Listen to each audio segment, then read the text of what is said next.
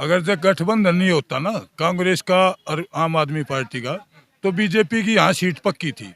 GST व्यापारियों के लिए इन्होंने डिमांड करी, बीजेपी का कार्यकर्ता होते हुए बीजेपी की तरफ से ही बैठे थे, क्यों चुप हो गए? उनको तो कोई जानता ही नहीं यार, जानता ही नहीं उनको। वो तो खाली व्यापारी आदमी है, उनको कोई नहीं जानता यहाँ।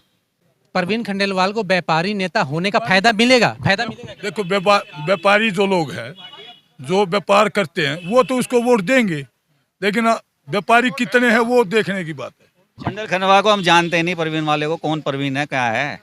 हर्षवर्धन ने 10 साल यहाँ काम करा, एक बताओ, एक खूंटा भी खड़ा कर दिया हो।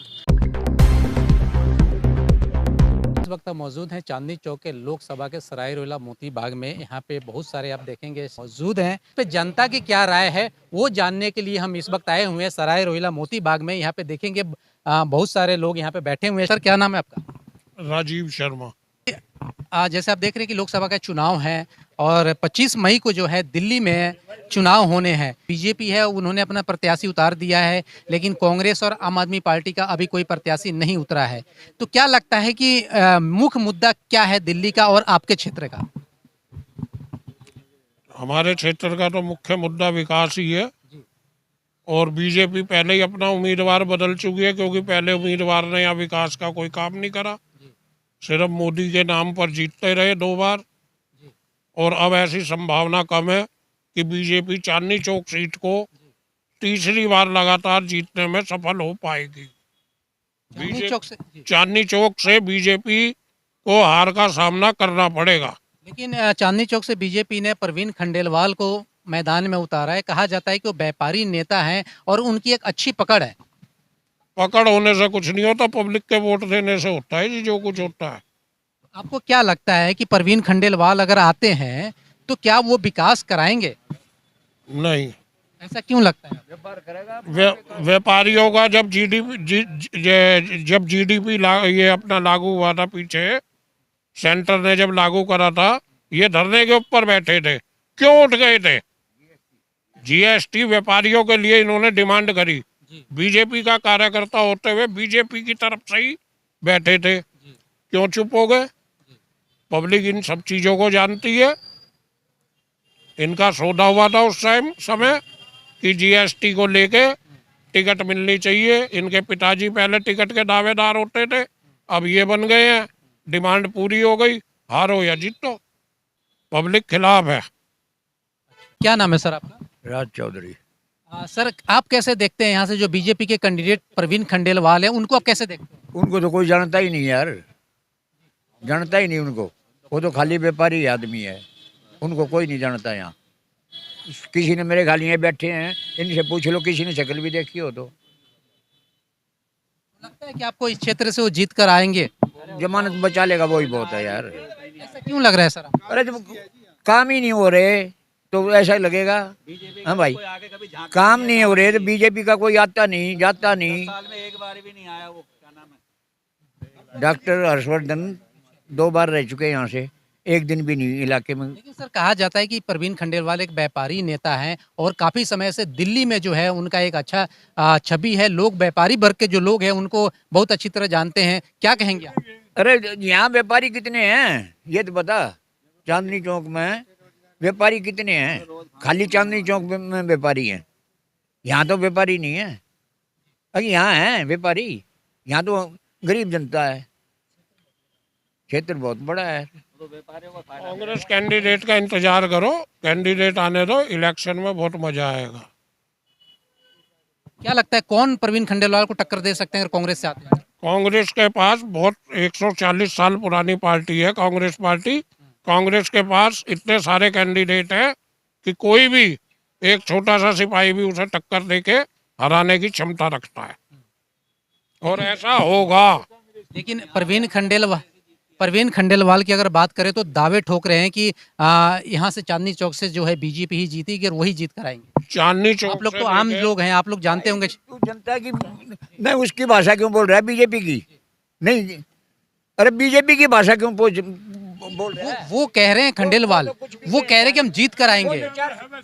वो तो 400 पार कह रहे हैं। 400 कैंडिडेट उठा रखे हैं उसने, खड़े कर रखे हैं क्या? ये बता, बीजेपी ने 400 कैंडिडेट खड़े कर रखे हैं क्या? वो कहते हैं 400 पर 250 कैंडिडेट 250 कैंडिडेटों को टिकट दे रखा है अभी तक, ठीक, और 400 पार। अब की बार मोदी सरकार 400 पार। जी बहू जी, आपका क्या नाम है? आरसी जिंदल। अच्छा सर, आप बताएं, आपको क्या लगता है परवीन खंडेलवाल जो हैं? भाई मैं किसी खंडेलवाल को नहीं जानता, मैं तो एक बात जानता हूँ सिर्फ, कोई आए कोई जाए, आएगा तो मोदी।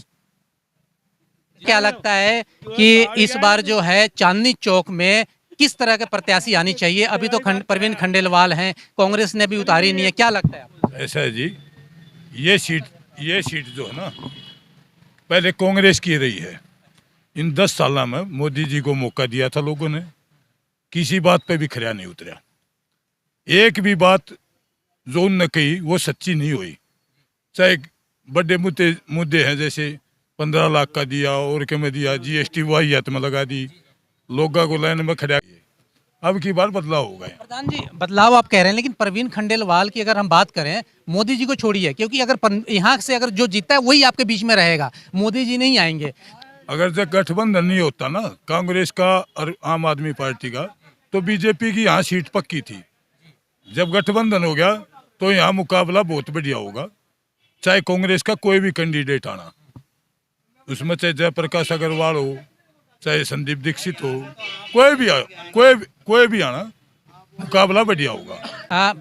परवीन खंडेलवाल को व्यापारी नेता होने का फायदा मिलेगा? देखो, व्यापारी जो लोग हैं, जो व्यापार करते हैं, वो तो उसको वोट देंगे, लेकिन व्यापारी कितने हैं वो देखने की बात है। नहीं, व्यापारी जो, अच्छा कुछ व्यापारी, जैसे व्यापारी जो वर्ग वो घूमने निकल जाता है, वोट तो गरीब आदमी देता है। व्यापारी जो है वो घूमने निकल जाएगा वोट वाले दिन, वोट डालते नहीं। 30% वोट डालते हैं मुश्किल से। 100 के 100 डालने वाले ये जो गरीब जनता है ना, जो झुग्गी झोपड़िया में या मध्यम वर्ग है, वे डाल रहे हैं। और बीजेपी उन किसी भी मुद्दे पर कामयाब नहीं हुई, खाली मोदी के नाम पर चुनाव लड़ा जा रहा है। एक नेता इनका कोई भी किसी भी क्षेत्र में एरिया में नहीं जाता, चुनाव लड़ते हैं मोदी के नाम पर। बैलेट पेपर के हिसाब से अगर जो चुनाव हो ना, जैसे कहते हैं 400 पार, बैलेट पेपर चुनाव होगा तो मेरे हिसाब से 200 पार नहीं होंगे। आपको लगता है कहीं ना कहीं अगर यहाँ से जीत होती है तो कहीं ना कहीं मोदी के नाम पे ही होगा? यहाँ के प्रत्याशी के जीत मुश्किल है, बहुत मुश्किल है जीत। अगर कांग्रेस की बैठ रही है 10 साल लगातार, जो है डॉक्टर हर्षवर्धन रहे यहाँ, वो भी एरिया में कभी नहीं आए। काम करा उन्होंने 10 सालों में? कोई काम नहीं। काम ये तो जो बीजेपी के है ना, जैसे मास्टर जी बीजेपी विचारधारा के, लेकिन ये भी ये कहेंगे भी काम तो करे ही नहीं। अब जैसे मोदी कह रहे हैं मोदी जी जीतेगा, मोदी जी, लोगों ने वोट गिरनी है। और जब अति हो जाती है ना, किसी भी चीज की अति हो जाती है तो राज चला जाता है। इन अति कर दी। अब मोदी जीतेगा कैसे वो तो भगवान जाने, लेकिन बहुत ज्यादा अति हो रही है इस एरिया में।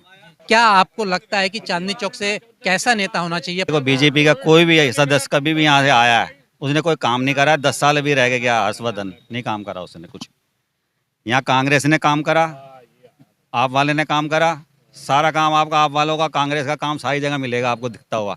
इन्होंने कोई कभी काम नहीं करा, कहीं दिखा दे वो आके के 10 पैसे काम करवाया। परवीन खंडेलवाल के बारे में आप क्या कहना चाहेंगे? खंडेल खंडवा को हम जानते नहीं, परवीन वाले को, कौन परवीन है, क्या है वो? राजनीतिक, वो तो सिर्फ बिजनेसमैन पार्टियों के हैं, वो उन्हीं के जाएंगे, उन्हीं के पास आएंगे। हमारे पे कौन आएगा? वोट लेंगे और चल देंगे। कौन आता है फिर? गरीब आदमियों पे कौन आता है? ये बेचारा है, इस पे कौन आएगा? नहीं आया कोई भी। क्या लगता है आपको जीतने के बाद परवीन खंडेलवाल आएंगे नहीं? जब शक्ल ही नहीं देगी तो हमें क्या पता वो आएगा कि नहीं आएगा। पहले बीजेपी का लिया, यहाँ पहले बीजेपी के 2 आ चुके, उन्होंने क्या कर लिया यहाँ के? हर्षवर्धन ने 10 साल यहाँ काम करा, एक बताओ, एक खूंटा भी खड़ा कर दिया हो।